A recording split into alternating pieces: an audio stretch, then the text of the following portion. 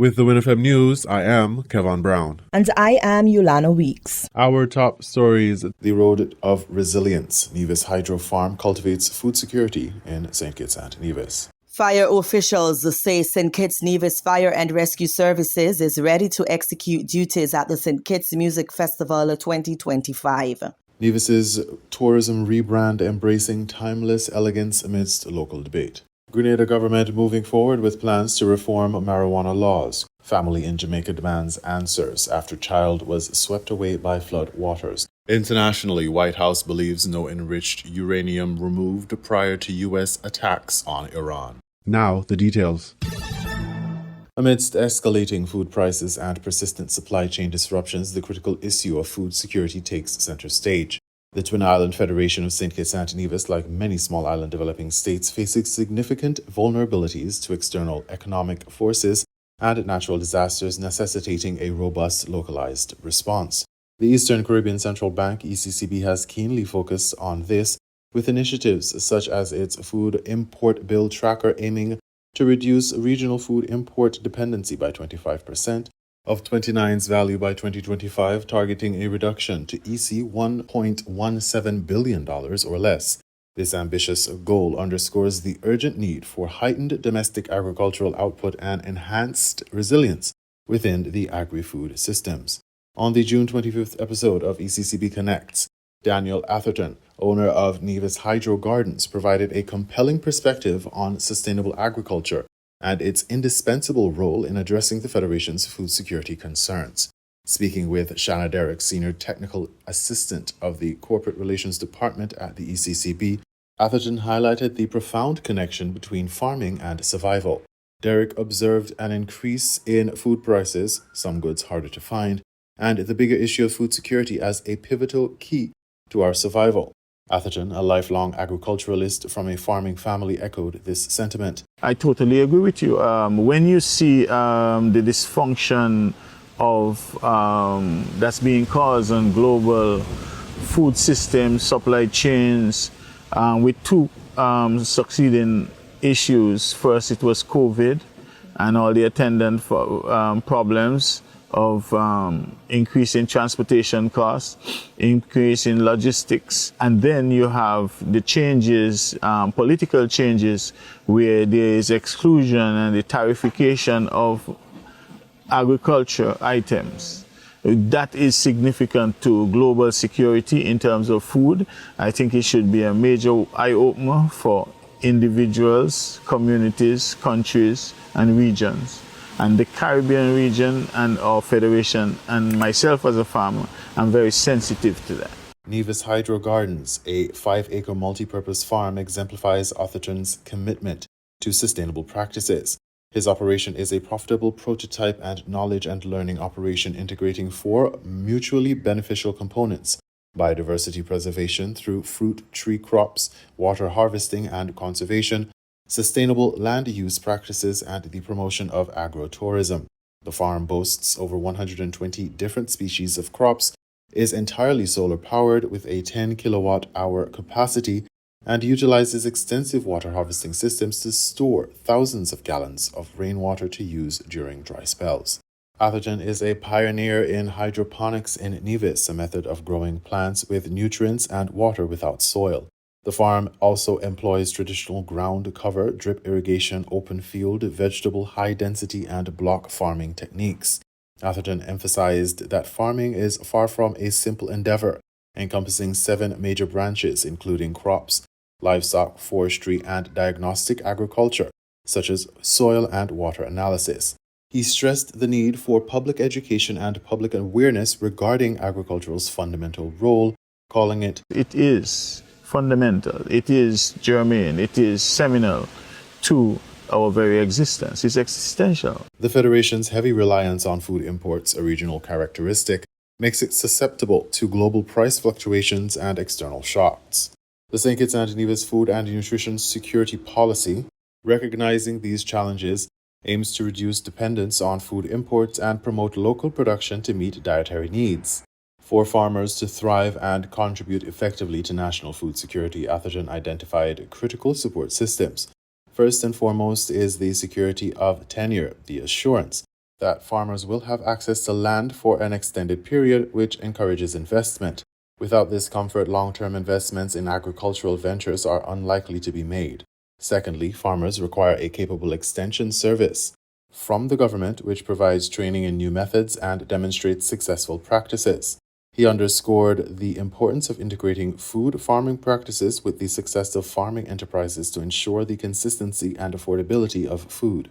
The Inter-American Development Bank, IDB, also emphasizes the importance of promoting sustainable food production through climate-resilient agriculture, investing in agricultural public goods, and adopting climate-smart technologies.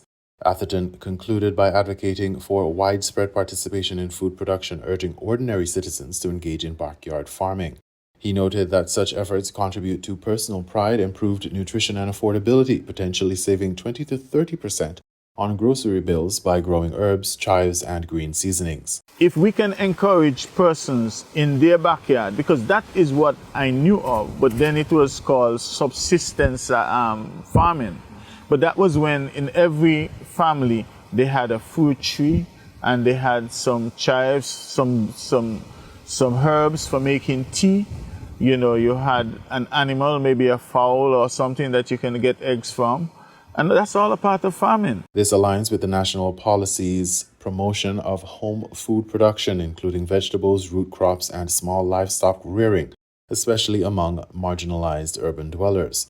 He added that any surplus from backyard efforts could lead to value-added activities, such as processing or making smoothies, creating employment, and providing natural, fresh products free from preservatives. This aligns with broader regional efforts to strengthen sustainability value chains through value addition and diversification. The path to food security, as articulated by Daniel Atherton, is a multifaceted journey that requires government support, technological adoption, and a collective commitment from every citizen to cultivate a more resilient future.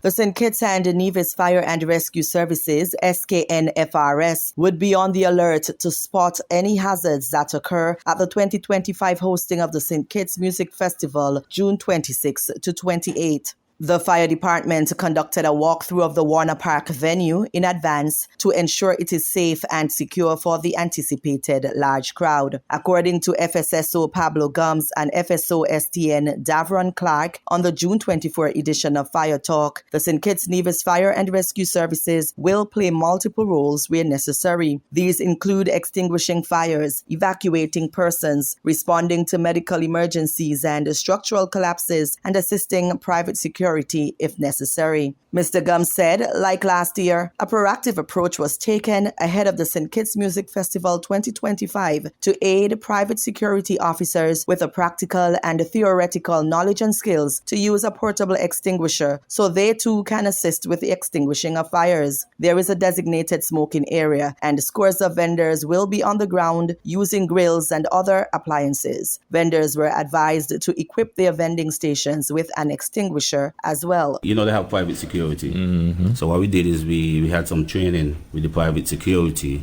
to train them how to use a portable extinguisher, make it even easier. So because remember, it's a collaborative effort for everyone. We are working in that environment as one unit.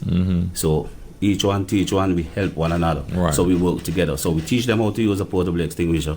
So in the event that they see a fire, they could actually use a portable extinguisher to, out the fire. Gums asserted that fire prevention is not only for firefighters. Fire prevention is everybody's business. The support of all agencies under the Venue Operating Center, VOC, will be working hand in hand to oversee the safety and security apparatus at the event, including the National Emergency Management Agency, NEMA, police, and Red Cross, among other groupings. Mr. Davron Clark explained that the fire department is a critical organization, explaining that officers are trained and capable of doing much more than just extinguishing fires and conducting search and recovery. We'll be patrolling in groups, and sometimes some posts might be at standstill locations. And fire extinguishers will also be assigned strategically around. So if there is anything in the center, in the middle, wherever, officers will be available, plus the security, go pick up that extinguisher, the correct type of extinguisher, and to extinguish the different type of fires. And will also assist us. We have the police and the NEMA and the Red Cross will assist us in any area possible. Remember that we are also trained in basic first aid. So in an event that Red Cross need help, they don't have to ask if we are trained or certified. They'll just call upon us because we are trained and certified. So the fire, we're not just about putting out fires. As it relates to evacuation plans, Clark informed the public that the gates would be manned throughout the 3 nights of the festival, and if there is a need to evacuate people, the gates would be open so that they can pass through. The fire department, also a key responding organization to major traffic accidents, emphasized the traffic safety. Mr. Davron Clark and Mr. Pablo Gums encouraged attendees to carpool to prevent vehicular clusters and, importantly, emphasized the no drinking and driving policy. A designated driver who is sober was strongly encouraged. Port Zante replaces the Bastia High School grounds as a general parking space for the 27th edition of the St. Kitts Music Festival, with the shuttle services available to transport people to Warner Park. The island of Nevis has unveiled a bold new tourism rebranding campaign, a strategic shift aimed at differentiating itself in the competitive Caribbean market. Premier of Nevis, the Honourable Mark Brantley, addressed the reasoning behind these choices during a press conference on June 24, 2025, acknowledging local criticism while emphasizing the campaign's international impact. The Nevis Tourism Authority officially launched the refreshed identity of its international marketing campaign while retaining the well-established tagline Nevis Naturally. A new visual aesthetic featuring new fonts and a new logo was introduced.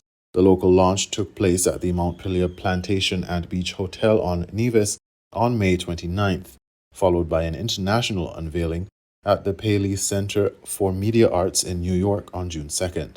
Central to this rebranding is a striking black and white creative direction, a deliberate departure from the vibrant, colorful imagery typically associated with Caribbean destinations. What the new brand means: visual identity, black and white creative direction evokes luxury, sophistication, and timeless charm, all of which are descriptions for the island of Nevis. Tone, understated, confident, and rooted in authenticity, a true reflection of the Nevisian experience. And it has been designed to elevate Nevis as the Caribbean's premier luxury destination. This strategic move aims to position Nevis as a sanctuary for those seeking a more refined and peaceful experience, moving beyond mere tropical escape to offer luxury, privacy, and an immersive connection with nature. The campaign has garnered significant international attention, drawing praise and prominent features in leading lifestyle and luxury travel publications like JustLux.com and Travel and Tour World. This early traction signals a successful repositioning of Nevis as a luxury destination steeped in history, authenticity, and charm. The premier highlighted the overwhelmingly positive response from travel writers and industry insiders who noted Nevis's ability to stand apart in a crowded market. However, the change has not been without its local detractors. Premier Brantley addressed the chatter locally about the new campaign. The campaign is not directed at a local audience. You're already in Nevis. The campaign is directed at an international audience. And so for me, whilst the opinions locally are important, and we don't try to dismiss them, the question for us was, what impact was the campaign having internationally? And that impact has been tremendous. A Facebook post highlighted the funeral logo fiasco, citing outrage from locals who deemed the new US $100,000 logo overpriced, overhyped, and out of touch. Despite this, Premier Brantley defended the strategic choice while elaborating on the common advertising tropes. Many people, including me, at the outset said, how can you portray the Caribbean in black and white? Caribbean is all about vibrant color. It's about blue water. It's about white sand. It's about greenery. But then you know what? Every other Caribbean island is doing the same thing. If you pull up on your phone now ads for the Caribbean, you see the same thing for every island. Maybe a carnival costume, somebody on the beach, a boat, somebody with a drink, and you have calypso music, soca music, reggae music, or maybe steel pan music playing in the background.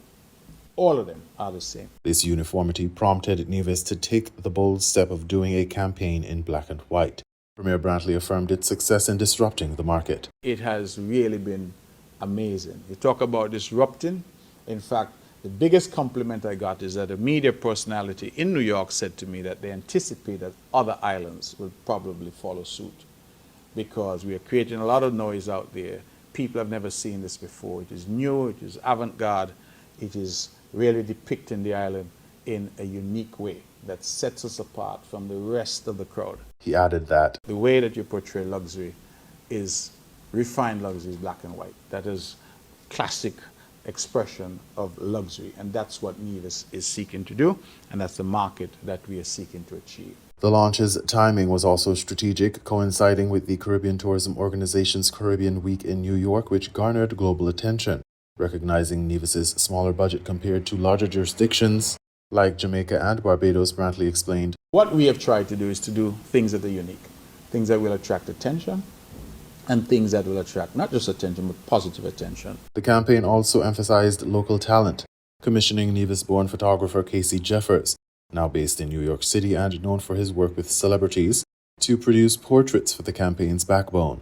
Additionally, many local models and individuals were utilized. Visitors are encouraged to explore the new website, www.nevisisland.com, to experience the new branding. The campaign really was outward looking, not inward looking. It was outward looking, and that was the idea behind it. So I think thus far the campaign is going well. In regional news, Grenada government moving forward with plans to reform marijuana laws, Grenada Broadcasting Network reports.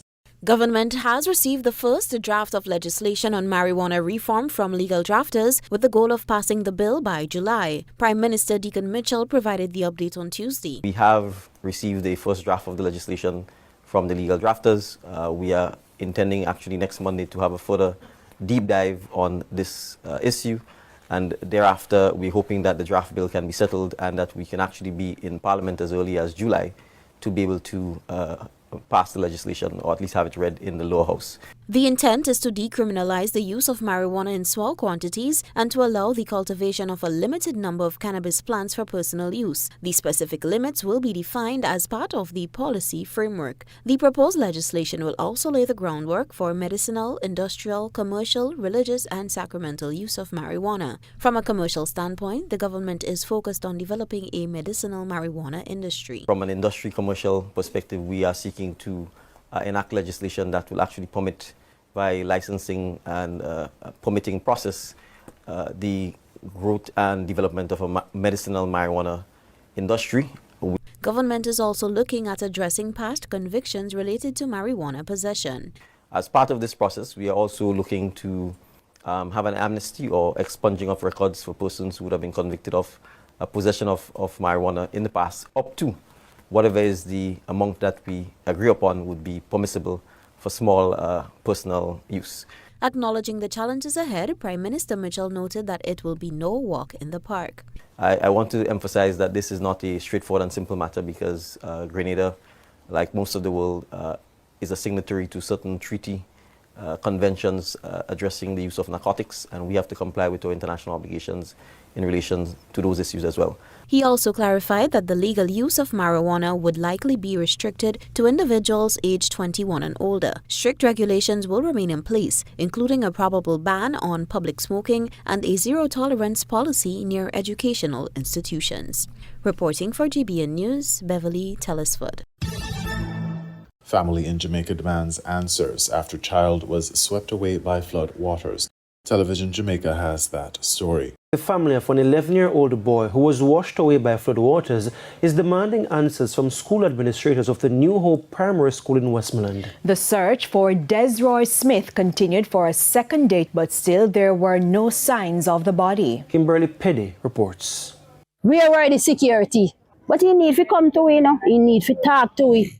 A grieving Opal Greenfield, the mother of 11-year-old Desroy Smith, as she struggles to cope with her new reality. After a second day of searching, her son's body is still yet to be recovered. He need to make me know what is the closure. If he can't go through the gate, if the gate did lock, you know.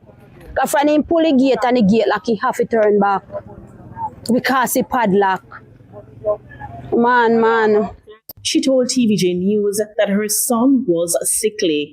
Miss Greenfield arrived at the school Tuesday from as early as 6 a.m. as the search continued for her child. But as she grieves, she also sought to dispel rumors that her son left school through a fence situated at the rear of the institution. I need some answer. Me I grieve, me head not upon my body there, my mind gone. They then if you give me some closure what go on yesterday. Them can't get on the road, you know. But they have to talk and go through the gate. At school, me pin in a jump no fence. Me no want nobody can tell me say my pin in jump fence. My child do not jump a fence. Me know my child. My child no jump no fence. The gate. The community has been rallying around the family, and they have also been vocal on the loopholes in the security system at the school. No, you go to the gate. You go to the gate by the security. More than one of them. Plenty of them go to the gate. Not the little boy alone, plenty. If the security they have the gate closed, them couldn't go, them couldn't come through it, them couldn't get outside. So right there, so there's a problem. So it seems like some people don't care. Well, even today I feel low because I know when a couple of years ago, when I was coming to New Hope, I'm 42 now, and my cousin was a little bit 1 year older than me, and she was drowning in the same situation. And I don't see they do nothing towards it. The JCF's Marine Unit, divers from the community, and the Sandals Foundation joined in Tuesday's search. However, the mother says she's displeased that the JDF Air Wing did not return Tuesday. We expect them for the year from morning. Very frustrated because you're here yesterday, it's a search call off. You're supposed to be here from morning. It's only the lifeguards them out there and citizens out there. Them should have reached back a long time. How much o'clock now? You can't take it no more. Just have to just hold the faith. All me want now is to find him. While the search was taking place, the students were receiving grief counseling.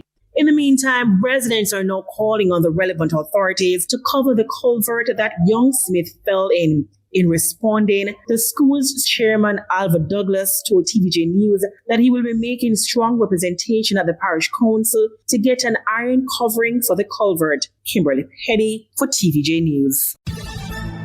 We now bring you these international reports. Marwan, unfortunately, we're just going to turn to Caroline Leavitt, who's giving a press briefing from the White House. Let's have a listen. The Pentagon, and I encourage every American to watch it. As President Trump has said repeatedly, the United States of America has the greatest, fiercest, and bravest armed forces ever to stride the face of this earth, and we couldn't be more grateful and proud of our nation's warriors. The Iranian regime was weeks away from being able to produce a nuclear weapon that would threaten the entire world before President Trump took this decisive action on Saturday night to obliterate their nuclear capabilities. The contrast in leadership could not be more clear. Barack Obama and Joe Biden sent pallets of cash, American taxpayer dollars, in a failed attempt to buy the Iranian regime's compliance with a weak and ineffective deal. President Trump sent a fleet of American warplanes to destroy Iran's ability to produce a nuclear weapon. The United States and the entire world are safer because of this president's decisiveness. Despite agenda-driven leaks by the fake news media aimed at undermining this incredible accomplishment achieved by President Trump and our brave fighter pilots, there is broad consensus emerging already that Iran's nuclear capabilities were indeed destroyed. The United States, Israel, the United Nations, and even Iran all agree they can no longer build a nuclear weapon. So why did the president immediately turn to obliterating after the Iranian nuclear threat? Securing peace. Within 48 hours of the devastating strike, President Trump and his team brokered a historic ceasefire between Israel and Iran and officially ended the 12-day war. The Middle East is now shifting away from chaos and bloodshed and moving toward the beginning stages of a new era of peace and stability that President Trump has long called on them to achieve. This was unthinkable at this time last week, and this is what peace through strength looks like. Under President Trump, America will relentlessly advance our interests without being dragged into endless wars. His fearless leadership guarantees America is once again respected across the world. Just look at what he was able to accomplish at the NATO summit in the Netherlands. Many of you were there. Our allies agreed to invest 5% of their GDP annually in defense because President Trump demanded it. This will be the most significant reinforcement of NATO's collective defense in the history of the NATO alliance. And as a result, the United States of America will carry less of the burden, and our NATO allies will be stronger than ever before. As NATO Secretary General Rutte put it, for too long, one ally, the United States, and our taxpayers, I may add, carried too much of the burden of that commitment. And that changes today. President Trump made this change possible. We will produce trillions more for our common defense to make us stronger and fairer by equalizing spending between America and our allies. This is the Trump effect. This is what the president meant when he declared that America is back. Now, back here at home, Americans are paying much cheaper prices for gasoline this summer, as both the Wall Street Journal and the New York Times pointed out today. Here's how the Wall Street Journal put it. Hitting the road this summer won't bring as much of a big hit to your wallet. The national average for a gallon of regular gasoline is about 23 cents cheaper than this time last year. Analysts say plentiful supply is expected to keep prices down in the coming months. These are the cheapest gas prices at this point of the summer since 2021. And despite all the doom casting from liberal pundits, oil prices on Tuesday were lower than before the Israel-Iran conflict began. As President Trump continues to unleash American energy, our country will have even more efficient, reliable, and affordable energy to protect our national security and fuel our people. Later this afternoon here at the White House, the president will host a One Big Beautiful event in the East Room to rally Republicans to get the One Big Beautiful bill across the finish line. At that event, he will be joined by everyday Americans from across the country who will massively benefit from the common sense policies and provisions within this bill. This is the largest tax cut for working and middle-class Americans in history, and it's going to put more money into the pockets of hardworking Americans. Families will see an average increase in take-home pay of more than $10,000 per year. Americans earning between $30,000 and $80,000 per year will see a 15% tax cut. Overtime and tipped workers will save thousands of dollars annually. And our amazing seniors will receive historic financial relief by reducing the tax burden on their Social Security benefits. Simply put, this bill is going to unlock the golden age of America. And we look forward to continuing to work with the Senate and the House to see this bill on the president's desk for signature by Independence Day. Here in our new media seat today, we have Colin Anderson with the Washington Free Beacon, who will kick off our question and answer. Colin, go ahead. Thank you, Caroline. We reported yesterday on a briefing from the Israeli defense minister in which she said the U.S. and Israel are working together to monitor any attempts from Iran to rebuild their nuclear program, and also that if Iran was to do so, the U.S. and Israel would work together to once again destroy that nuclear program. Is that aligned with the president's thinking? Look, the president, as I said in those opening remarks, Colin, and thanks for being with us today, views the Middle East on its way to peace and prosperity. And the president used strength on Saturday night. The whole world saw that the United States is indeed the most lethal fighting force in the world with those precision strikes on Saturday evening. But the president wants peace. He always has. And right now we're on a diplomatic path with Iran. The president and his team, namely Special Envoy Witkoff, continue to be in communication with the Iranians and especially our Gulf and Arab partners in the region to come to an agreement with Iran.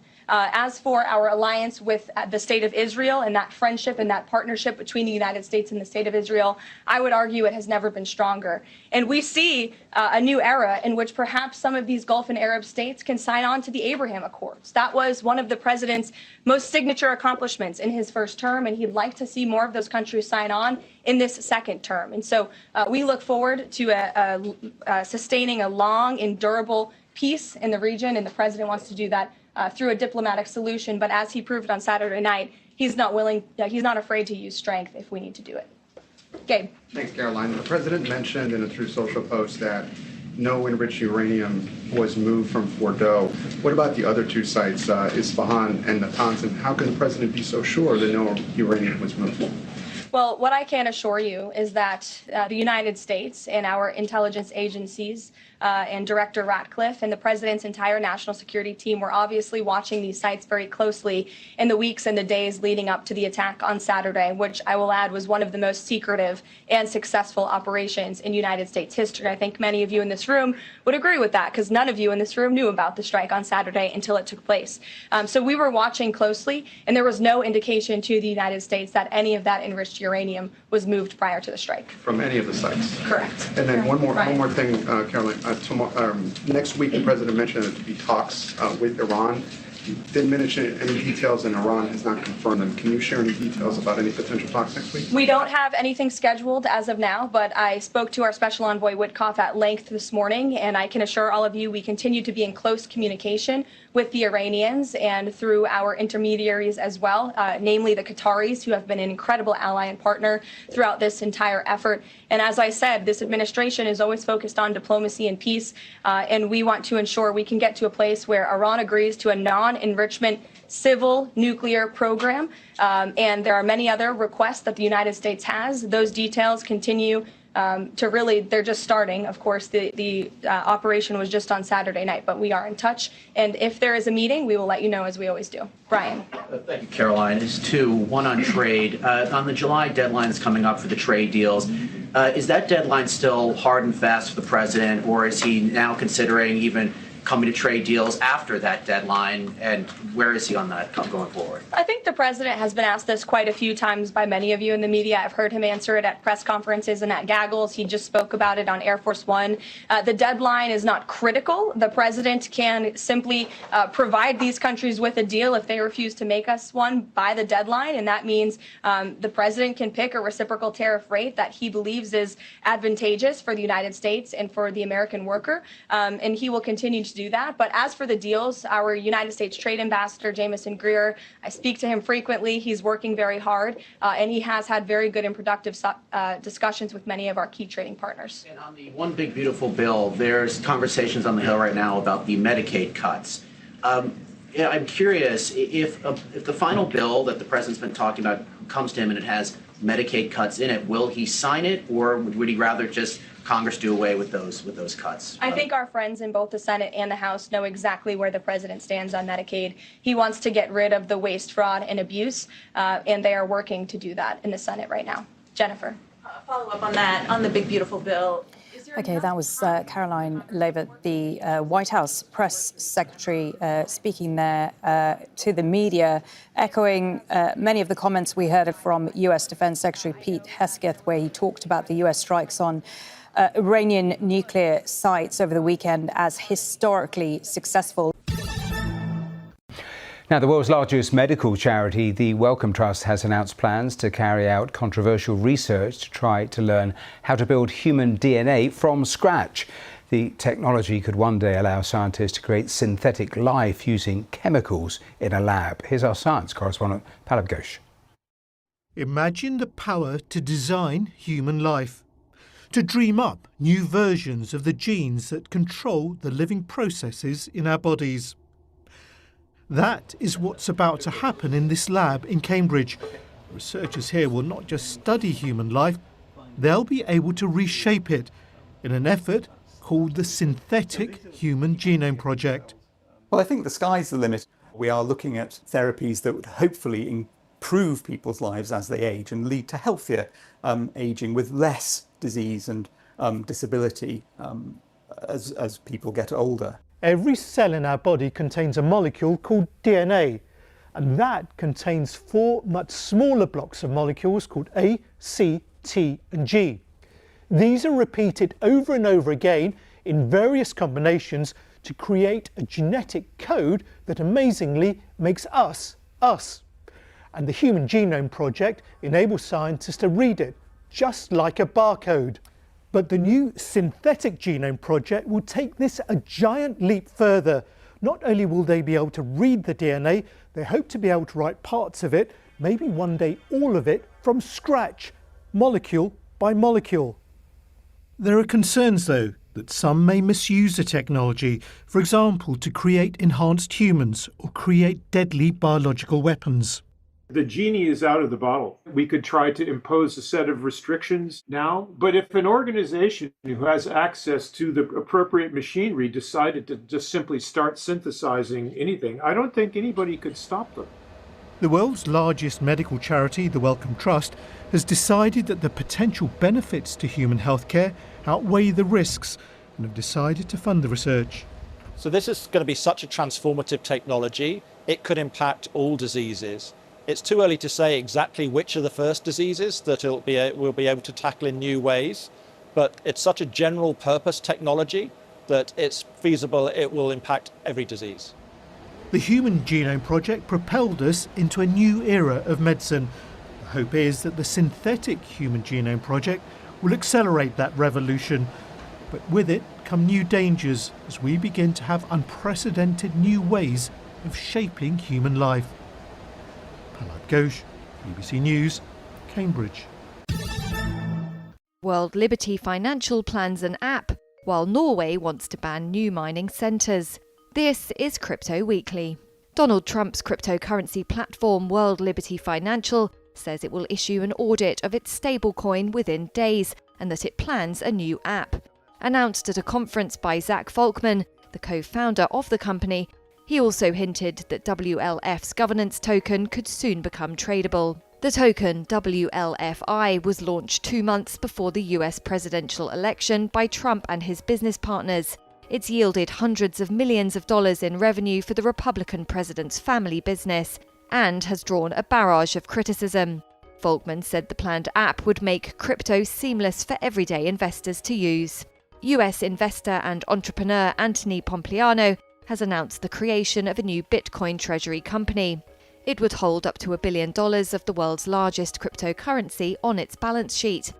In Bolivia, a cryptocurrency scene is emerging amidst economic challenges, with crypto ATMs and businesses accepting Bitcoin becoming more common. The trend reflects rising economic pressures. They include dwindling central bank reserves, high inflation, and a depreciating currency. Norway wants to impose a temporary ban on the establishment of new data centres that mine cryptocurrency with the most power-intensive technology. The government says it wants to conserve electricity for other industries. It added that crypto mining is power-intensive and generates little in the way of jobs and income for the local community. You were listening to the WINN FM 98.9 newscast. Our top stories were: The Road of Resilience. Nevis Hydro Farm cultivates food security in St. Kitts and Nevis. Fire officials say St. Kitts Nevis Fire and Rescue Services is ready to execute duties at the St. Kitts Music Festival 2025. Nevis's tourism rebrand embracing timeless elegance amidst local debate. Grenada government moving forward with plans to reform marijuana laws. Family in Jamaica demands answers after child was swept away by flood waters. Internationally, White House believes no enriched uranium removed prior to U.S. attacks on Iran. Thank you for listening.